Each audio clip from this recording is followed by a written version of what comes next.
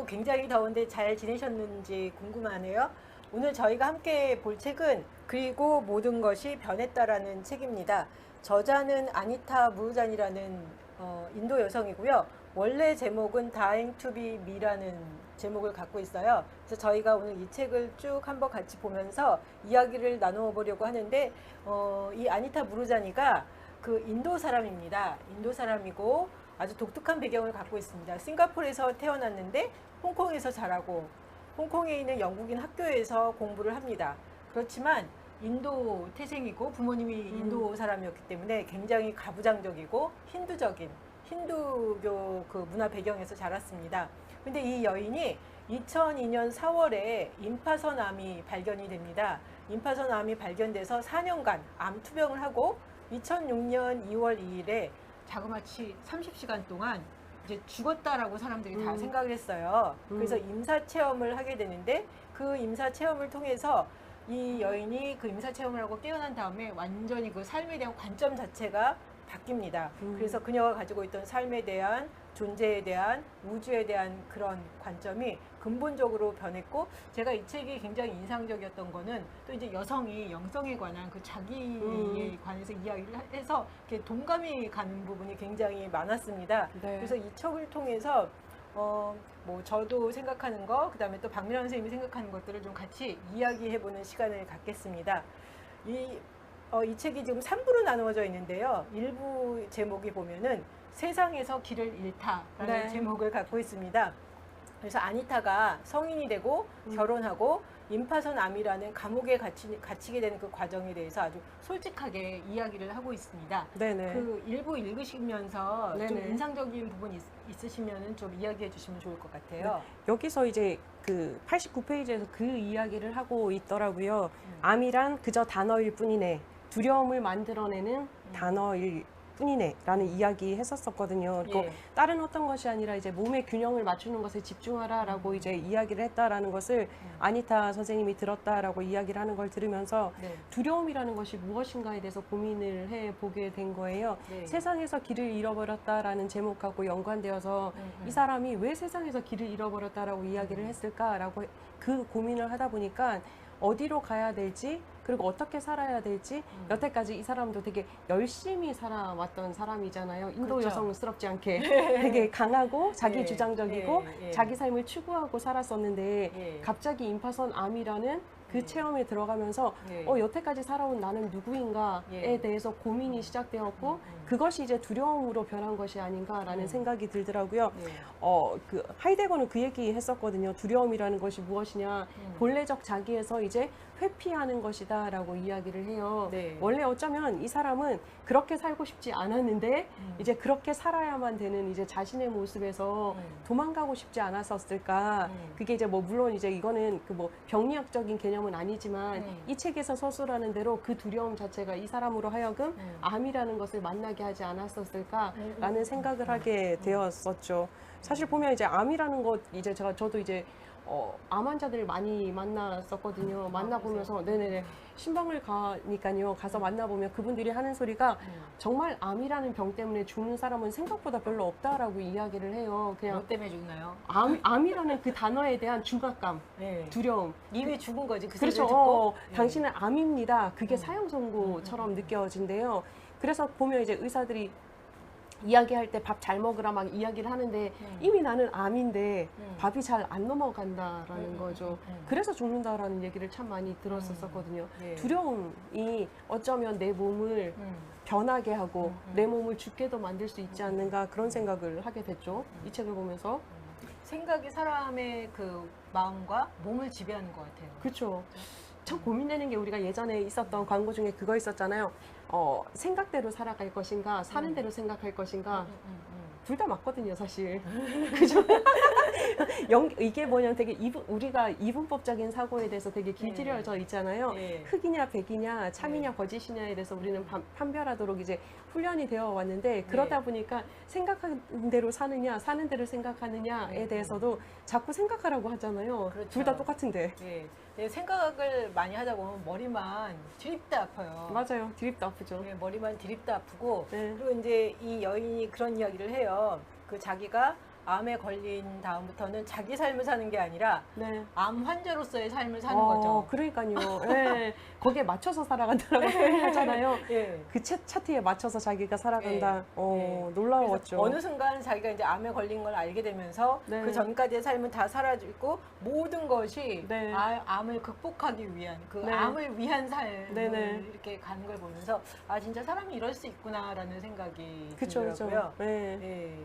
놀랍죠. 예, 그래서 저는 일부 보면서 참 그 자신의 그 삶에 대해서 아주 진솔하게 이야기를 하고 있는데 네네. 이 여인이 아까 말씀드린 것처럼 인도 네네. 여성이지만 굉장히 다양한 문화권에서 그 아시아 문화권에서 그렇지만 아시아 문화권이지만 또 굉장히 다르잖아요. 네, 맞아요. 싱가포르와 홍콩에서 음. 자라고 또한 홍콩에서 영국인 학교 다니면서 네, 맞아요. 인종차별도 많이 당해요. 네네, 그쵸. 예, 그래서 뭐 그 약간 피부색이 다른 그것도 이제 여학생이 영국인 학교에 오니까 그것 때문에 굉장히 이제 왕따도 많이 당하고 네. 그것 때문에 이제 두려움도 많이 생기고 그래서 삶의 모든 것들이 또 집에 가면은 여자는 그냥 졸업하면 고등학교 졸업하면 좋은 남자 짝지어줘. 만나서 결혼하면 된다 이렇게 이야기를 하니까 자기는 네. 대학 가고 싶고 하고 싶은 일들이 많은데 네. 그 모든 것들이 허용이 안 되는 네. 이런 거를 통해서 이 여성이 굉장히 스트레스도 많이 받고 그리고 항상 그 생각을 많이 했다고 그러더라고요. 나는 어떻게 하면 다른 사람한테 피해를 안 줄 것인가. 이렇게 그러니까요. 했을 때 저 사람이 나를 좋아할까 안 좋아할까 끊임없이 네, 맞아요. 그런 것들 때문에 우리의 삶이 많이 위축되고 힘들지 네. 않았나라는 생각을 하고 그 결론으로 이 여성이 세상에서 어떻게 보면 길도 잃고 몸에 이제 암이 퍼지면서 굉장히 어려움을 겪는 그러한 장면들이 나오고 있습니다. 네. 그리고 이제 연이어서 2부에서 보면 이 여인이 그렇게 암이 걸린 후에 죽음으로 떠난 여행 2부 제목을 그렇게 잡았습니다. 그래서 2부에서는 임사체험 자체에 대해서 그리고 임사체험 중에 경험하고 알게 된 것 그리고 그 후에 벌어진 일에 대해서 아주 자세하게 설명을 하고 있어요. 네네. 저도 한동안 죽음에 대해서 관심이 많아서 책들을 좀 꽤 많이 봤거든요. 네. 그래서 이 책 자체를 많이 봤었는데 제가 그럼 뭐 임사체험이라든지 죽음에 관해서 본 책들 가운데 이 책이 굉장히 저는 도움이 많이 됐어요. 그리고 좀 사람의 마음도 편안하게 하고 죽음에 대해서 어떤 두려움이라기보다는 좀 이렇게 훨씬 더 편안하고 이렇게 삶의 과정 중에 이렇게 하나로 볼 수 있게끔 네네. 그렇게 도와줬던 것 같습니다. 이 맞아요. 여인이 그 이야기를 해요. 임사체험 중에서 그녀가 받은 메시지가 꼭 자기 아버지와 그 자기 친구 먼저 죽은, 간 네. 죽은 그 아버지와 그 자기 친구로부터 자기가 이렇게 그런 이야기를 들었거든요. 돌아가서 두려움 없이 너의 삶을 살아라. 예, 그래서 항상 그것이 자기의 그 이렇게 임사 체험 후에 이 땅에 돌아온 다음에 그것이 이제 자기의 마음 가운데 항상 있었다, 가슴 가운데 있었다라고 이야기를 하더라고요. 네. 돌아가 두려움 없이 너의 삶을 살아라. 되게 좋은 말인데 이 말 들으면서 아 두려움 없이 나의 삶을 산다는 게 참 만만치 않구나. 쉽지 않죠. 네. 어떠세요? 살고 싶죠. 두려움 내 삶을, 많이 있으세요? 두려움 많죠. 어떻게 하면 이제 이 사회에서 도태되지 않을까 그런 두려움도 있고요. 때로는 어떻게 하면 내가 뭐 이 사회에서 나에게 주어진 삶을 충성스럽게 살아낼 수 있을까에 대한 두려움도 꽤 많고요. 뭐 당장 내일은 어떻게 될까에 대한 두려움도 되게 많죠.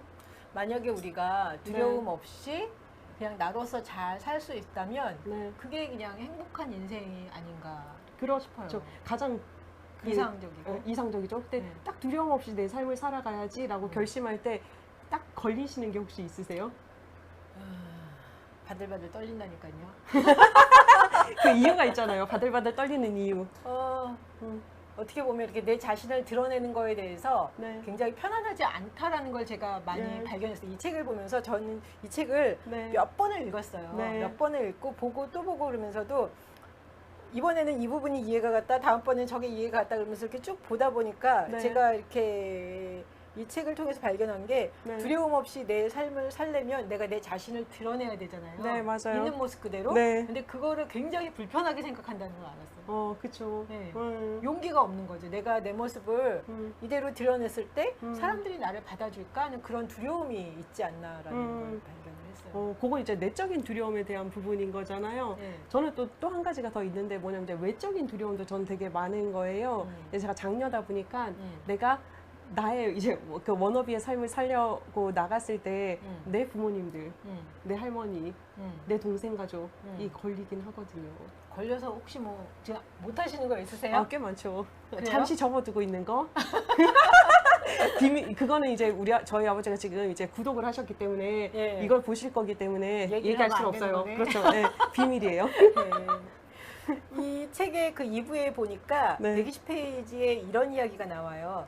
왜 늘 다른 사람들을 기쁘게 해주려고만 하고 네. 내 스스로 생각할 수 있는 힘과 창조적인 능력을 억누르기만 했을까? 네. 싫을 때도 좋다고 하면서 번번이 내 자신을 배반했었다.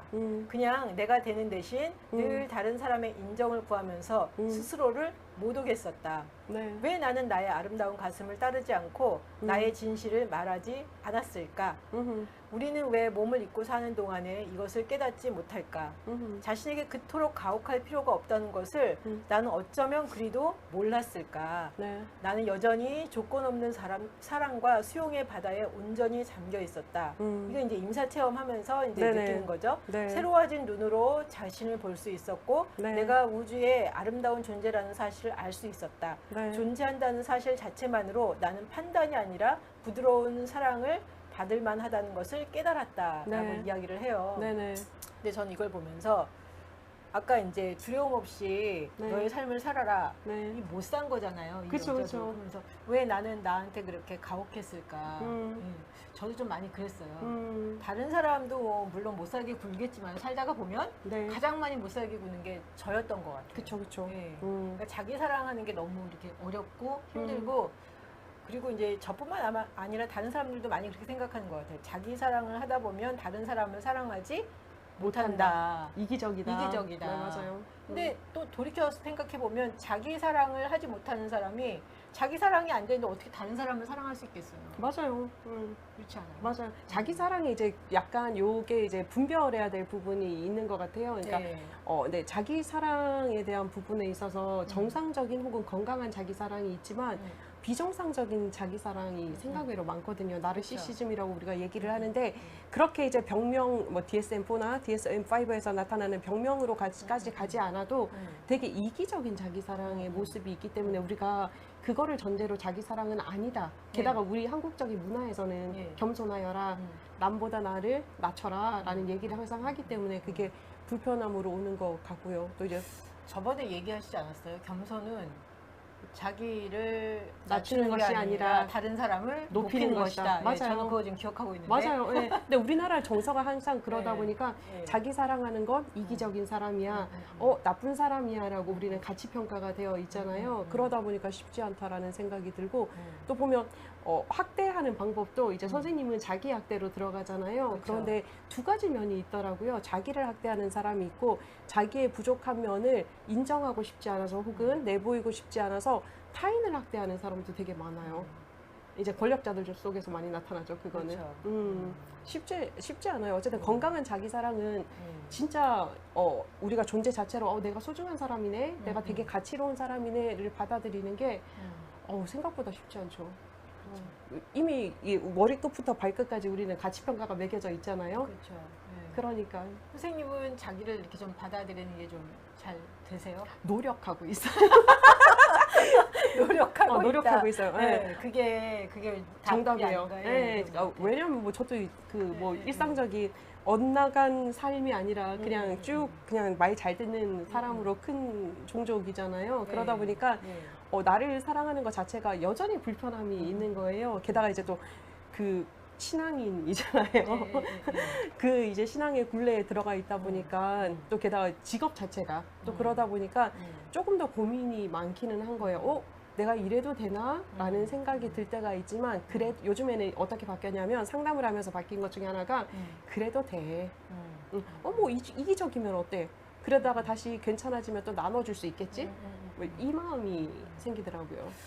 저는 이론적으로는 네. 자기 사랑해야 된다는 걸 알고 있었어요. 네네. 아주 잘 알고 있었어요. 그쵸, 이론적으로. 그쵸. 네. 근데 이게 이제 가슴으로 내려오는 거는 네. 내가 이렇게 얌전하게 잘하고 있을 때는 이게 수용이 되죠. 그쵸, 맞아요. 근데 내가 이렇게 마음에 안 드는 행동을 했을 때는 네. 이게 수용이 안 되는 거예요. 맞아요. 그리고 저는 보니까 자기 사랑에 대해서 내가 잘하는 부분에 대해서 수용하는 건 되는데 잘 네. 못하는 거는 수용이 안 되잖아요. 맞아요. 근데 자기 사랑은 내가 잘하든 잘 못하든 상관없이 그 모든 것 자체를 다 수용하는 건데 네, 맞아요. 그거를 저는 이렇게 선별적으로 네. 선별적으로 이제 나 자신을 수용했다라는 거에 이제 요즘엔 조금 더 이렇게 많이 발견이 되면서 네. 마음에 안 드는 부분도 나라는 걸 머리뿐만 아니라 좀 이렇게 내가 가슴으로 받아들이자. 예, 인정하고 받아들이자라는 네. 생각들을 많이 하고 있습니다. 맞아요. 쉽지 않아요. 자기 수용. 그러게요. 이게 이 머리에만 머무는 것이 아니라 네. 가슴으로 내려오고 선생님도 그렇고 저도 그렇고 좀 자기를 이렇게 받아들이는 거. 애써서. 네, 애써서. 네. 웃겨요. 자기를 받아들이는데 애써야 된다라는 것 자체가 되게 코믹하잖아요. 왜 나를 받아들이는데 애써야 되나? 아기들 보세요. 아기들은 정말 이제 말씀 못 하시는 종족들이요. 기어다니시는 분들은 그냥 너무 소중한 거예요. 자기 자신이. 그래서 자기 똥도 막 손으로 만지는 거 혹시 보신 적 있으세요? 자기의 첫 번째 작품이거든요. 자기의 몸을 통해서 나타난 이건 이제 뭐 그러니까 프로이드나 이제 그 발달 심리학 쪽에서 나타나는 부분인데 똥 자체를 보고 너무 강렬한 자신감이 생긴다는 거예요. 나도 뭘 했다. 말도 못 하시는 그분들이. 근데 보면 그거에 대해서 우리가 봤을 때는 똥 더러우니까 먹으면 안 돼. 혹은 손대면 안 돼라고 하지만 아이들은 자연스럽게 만지거든요. 왜냐하면 가치 판단이 안 들어가 있기 때문에요. 그러니까 제가 보니까 네. 왜 자기 수용이 잘 안 되는가? 네. 가치 판단을 딱 하는 거예요. 맞아요. 이건 내가 잘못했어. 네. 이거는 마음에 안 들어. 그러니까 네. 일단 음. 받아들이고 싶지 않아. 않다. 예, 그렇죠. 그러니까 암만 받아들이려고 해도 이제 이미 무의식적으로 그게 너무 강해서 네. 받아들이지 못하는 거를 봤고요. 네. 오늘 이 이야기가 아마 좀 계속해서